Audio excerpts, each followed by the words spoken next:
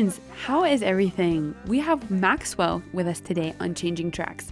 Maxwell, how are you? Can you introduce yourself? Tell us where you're from, how old you are? Yeah, my name is Maxwell Carson. I'm a seminarian for the Diocese of Des Moines. I'm in my second year of theology here at the North American College in Rome.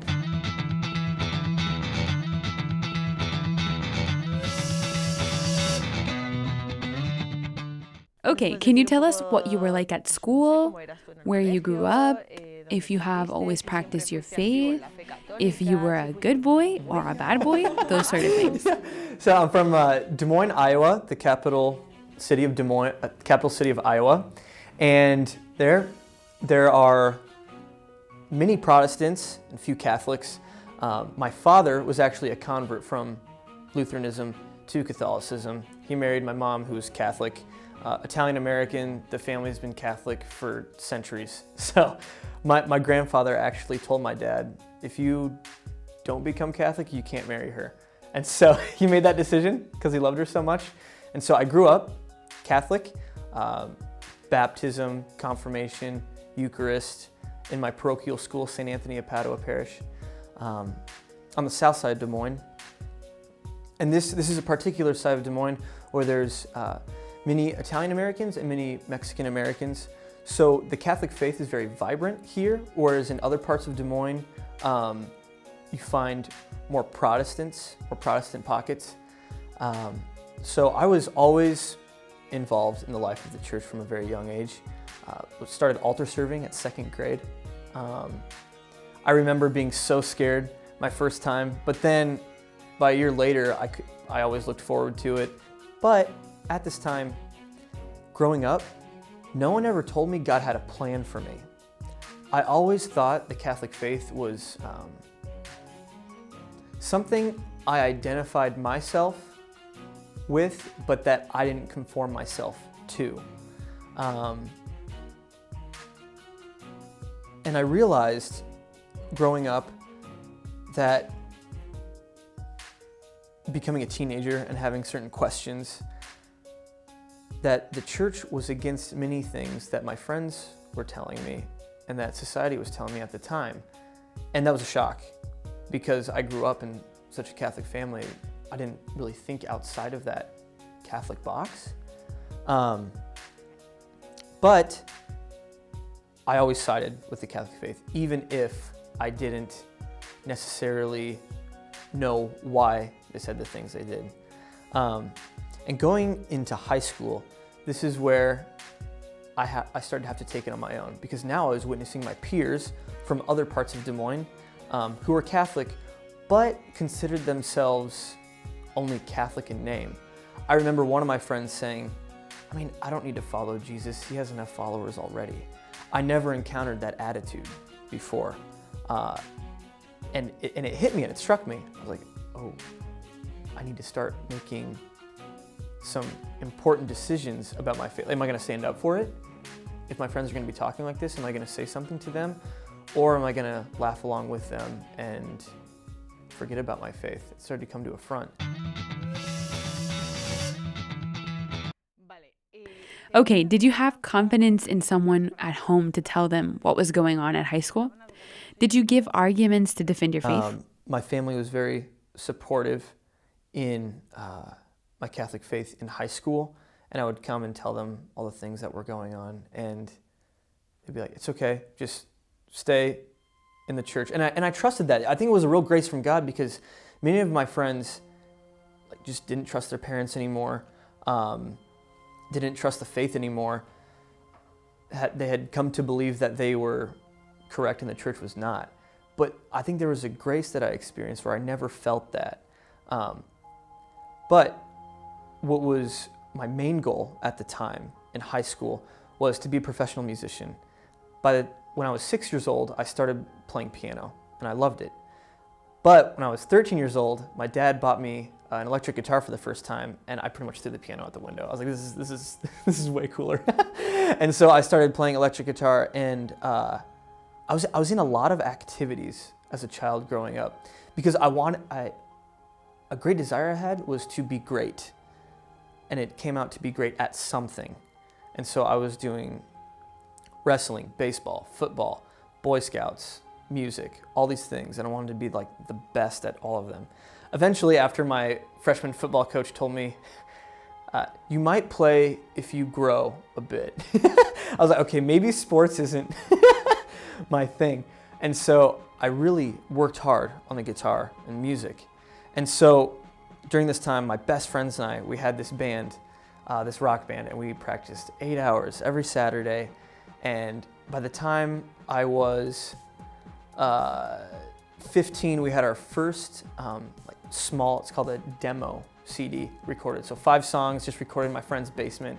We thought we were on top of the world, right? And so, we're selling it to our friends, and we had these like shows in the city of Des Moines at these bars before drinking hours because we were minors, and and just starting to enter into that life of being a musician, traveling, and having centering my life around that.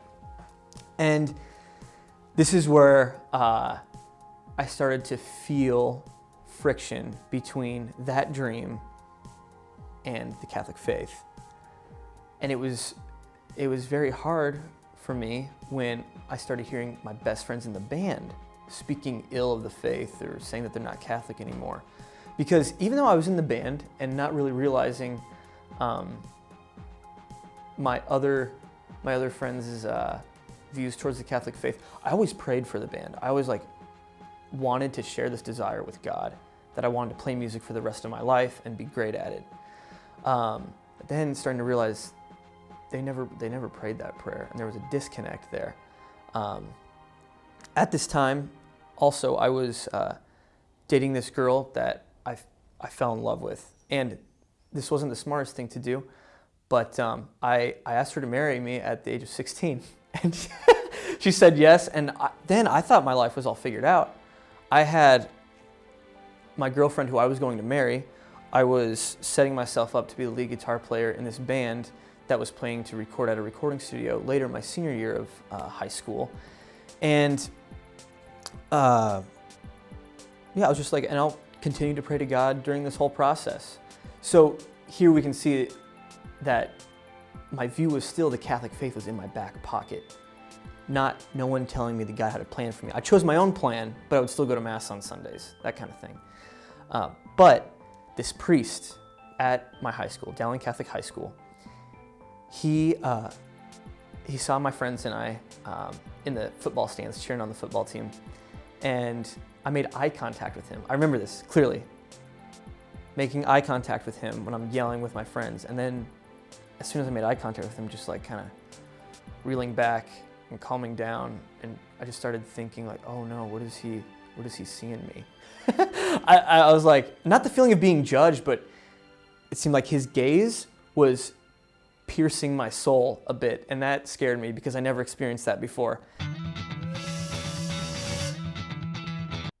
What did you experience when the priest looked at you? I felt he saw something in me that I didn't see, quite frankly.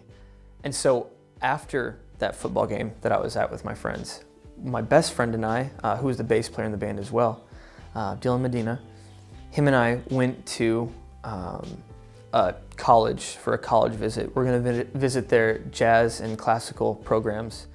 But while I was there, and I was experiencing their program, which was a great program, everything I wanted, I could not sleep those 2 nights because all I could do was think about the priesthood. And this was the first time I ever thought about thinking about the priesthood at all. I've never thought about it before. And it scared me because I was going to this Catholic men's group, didn't think anything of the priesthood, and then, here's the thing that could take me away from my friends. Here's the thing that could take me away from the band.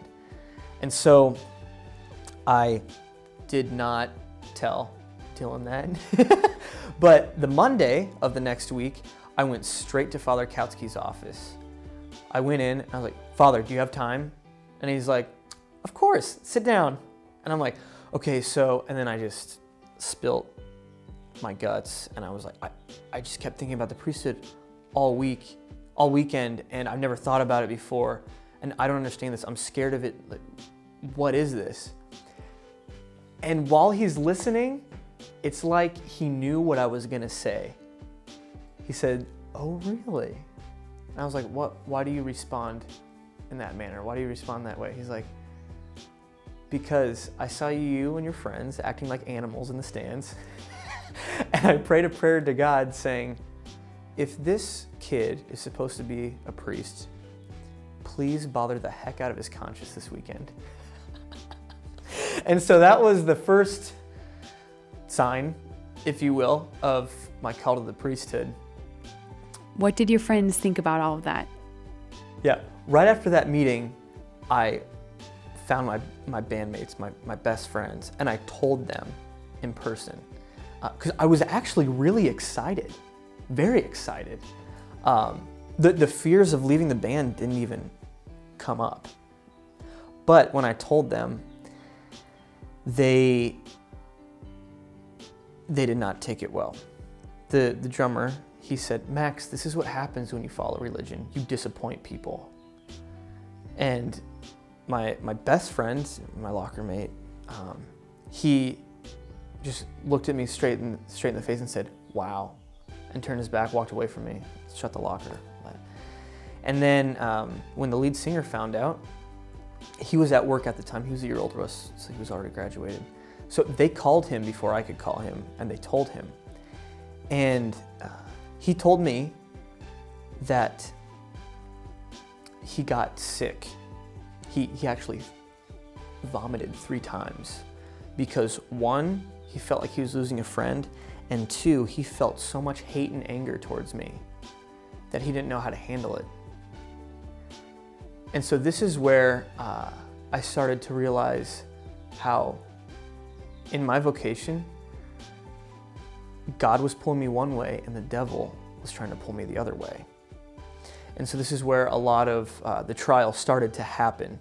So my best friends didn't want to talk to me about this anymore. Can you tell us about that priest or who he was? So Father Zachary Kautsky, he was 28 at the time. I've never met a priest that young before. And he really set what I like to call spiritual arson to Dowling Catholic High School. He really brought the life of the faith to the young people at the high school. Because at this time we had theology classes, but we didn't have like great role models. Then him being a priest, and then another man named Mr. Adam Story, both went to seminary and both had different vocations, one being a married man with kids and one being a priest.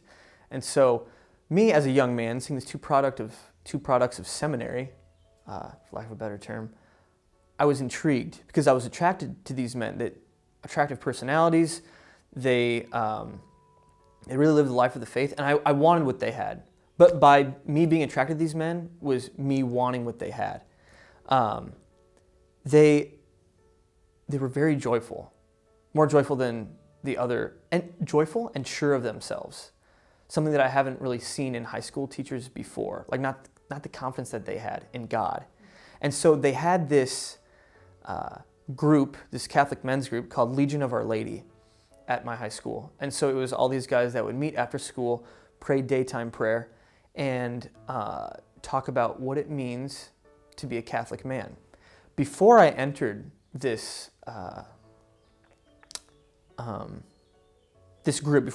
group, I was asking myself, man, how do I be a good Catholic man?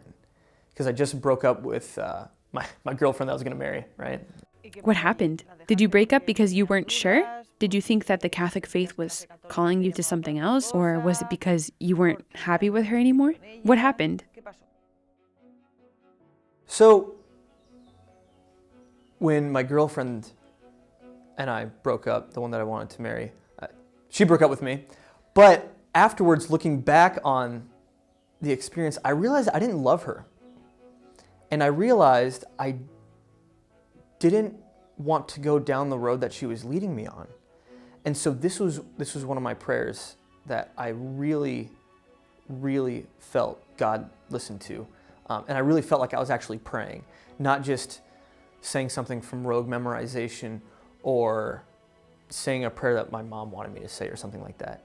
It was, the prayer after this relationship was, God, please give me a holy Catholic woman.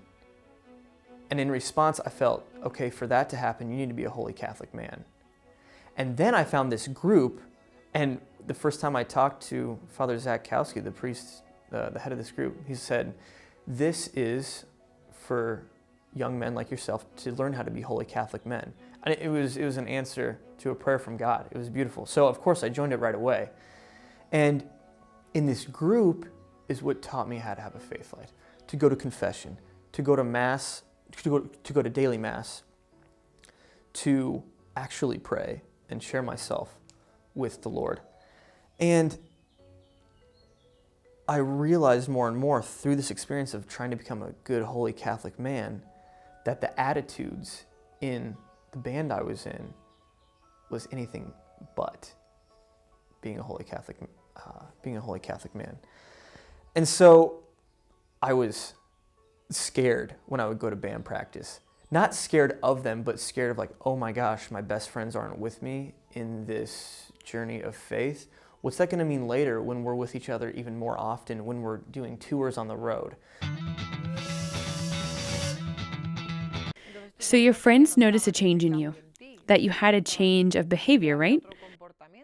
They did. They started noticing a change in me simply because I wouldn't be able to hang out with them and spend time with them after school. I would go directly to these meetings. And so the first thing they noticed is that something else was taking my time and not the band and not them. Then they realized it was the Catholic men's group, and that's when I started getting a lot of the Catholic jokes now. Well, I remember the lead singer's like, oh, did you find the light now? You know, things like that. I was like, yes, Jordan, I did, and it's nice. So yeah, there started to be some friction there. But my friends, they really loved me. They just wanted to spend time with me, but in a disordered way, because they wanted to take me away from this experience. And so what happened was they started making fun of the priest in front of me. And this did not settle with me well. I thought him to be a good man. I thought him to be a man who looked out for me and wanted the best for me. And here my best friends are making fun of him. And this is the first time we disagreed heavily on something. And it happened to be something of my faith. And it hurt me too, because they were all born and raised Catholic as well. And so I figured, I need to stick around in this band to pray for them, to be with them and be an example to them. So in that prayer, eventually, I realized, no, I need to follow this call to the priesthood.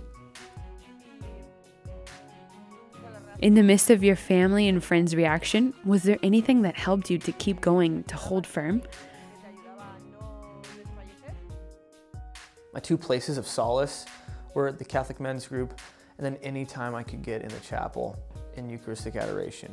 And then I started going to confession every week, every Tuesday. One of my friends gave me a great analogy. He said, he's like, think of both of us trying to have a conversation, but across two ends of a soccer field. You're at one goal and I'm at the other goal. We're gonna have to yell and we won't be able to hear each other that well. But if we come closer to each other, it's easier to hear each other and easier to talk to each other. And that's what that motion, getting closer to each other, that's what's happening when going to Mass, going to confession, going to adoration. God is coming closer to you and you're coming closer to God. So I said, I need to do that because I need answers. What is going on? Everything I desired in this band seems almost nothing now. In my heart, it's like I didn't want it anymore. And that scared me because I put so much work into it. And my dad actually made a record label and put all this money into us, and we recorded at a professional recording studio where multiple well-to-do professional bands have recorded in Iowa before.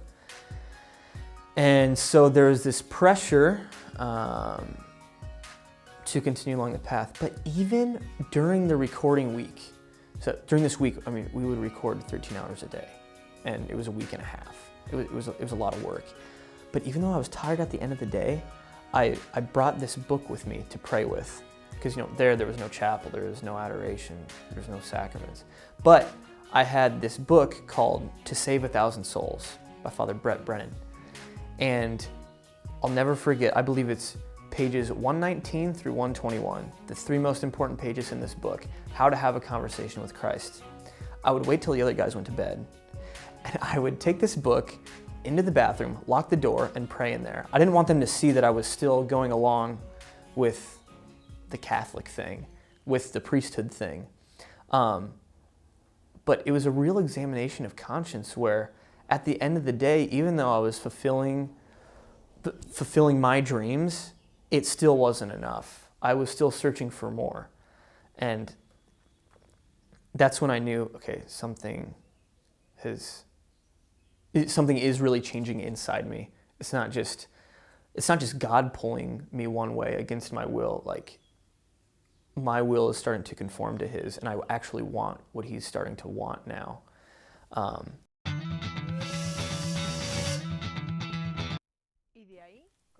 How did you finally end up accepting God's will? Yeah, so from there, as the struggles actually increased, those became more of a motivation to continue along with the priesthood. Without talking to my band, 3 months after we recorded our first album, I went to the vocation director and I said, okay, I want the application forms. Give them to me before I change my mind. And so I was doing the application form without telling them. And it was kind of like, okay, they can make fun of me all they want during like band practice, whatever, but I'm doing this. This is what I'm doing with my time outside of the band. I'm finishing out this application. But even one of the biggest signs I had during this time was while playing a show. So it was during the middle of a song while I'm playing guitar, and something that I absolutely love to do, but I was utterly distracted by the presence of God there. While playing the show, I felt Christ above like the people in front of the stage, sitting on a throne, looking down at me and pointing at me, saying, I want you to be my priest. I want you to be my priest. I want you to be my priest. And I was standing there, I was in a different world. And that was actually the deciding factor to go talk to the vocation director, because I was like, if it's happening while I'm playing with my band and I'm wanting it more while I play with my band, then this is the most real thing I've ever experienced. And so I continued to be open with this. Another thing that helped me was being open about this with the men in the Catholic group at my high school. And actually, a number of us, especially the ones that I talked to personally about this, went to seminary as well with me. One man was a year older than me that was in the group, and the other men were 1 year younger than me. But we all entered seminary, and you can see the prayers of the Blessed Mother working there. So those men really inspired me. But also, after I broke the news to the band, a month after speaking to the vocation director, this was after we had a very big show, and I was like, okay, they're gonna be happy. This will be a great time to break the news. And so, yeah, not great reasoning. So I told them, and from the time I told them the first time to this time, it's been 7 months. During that time, I kept it a secret from them, and I told them I wasn't thinking about it anymore, which I was. But when I told it to them this time, it was like 666 pounds of pressure just came off my shoulders, and I was literally at the feet of the drummer and the singer, like on the ground crying because the truth finally came out. And it was so, I felt this beauty to be able to do what God wants me to do and be honest with it, but at the same time breaking my heart because I wouldn't be with my friends anymore. But actually, the singer, the one who disagreed with this decision the most, he picked me up off the ground, gave me a hug, and he said, "I've never seen you so passionate about anything. You should do this." And for him to say that was groundbreaking for me. Like, okay, he might not totally understand this, but he just told me I should do it, and he sees it in me that I should do it. So once coming out with the truth to the guys, that really helped me out. And then that summer, I trained another guitar player to take my spot, and then I entered seminary right after high school graduation. Imagine that you are in front of a young person or various young people watching that might be at a crossing point in their lives between two worlds that are complete opposites. One is the world of a vocation, and the other is made up of all the things that the world gives us. What would you say to them? I would say, I would give them an answer that I got in prayer during this time. I put the two options, the two life choices in front of God. I said, here's the band and here's priesthood. And he said, if you do the band, the fruits of those will be on this earth and they won't last. If you do the priesthood, the fruits will last into eternity. And when I ask you on the day of your death, how did you love me and how did you love my people? You'll be able to answer very well here with the priesthood. I won't ask you how many record labels did you have, how many albums you had, no. But yeah, the fruits that will last for eternal life, that was the motivation. Maxwell, thank you for sharing your testimony. You're welcome.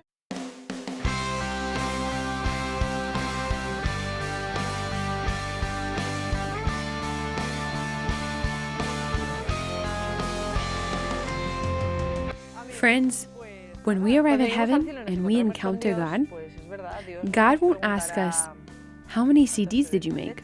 Or, I don't know, how many books have you written? Or, what have you done in your life? He will ask us, in what way have you been my child? So, let's learn the moral of the story and be good children of God. Thank you. Thanks for being there.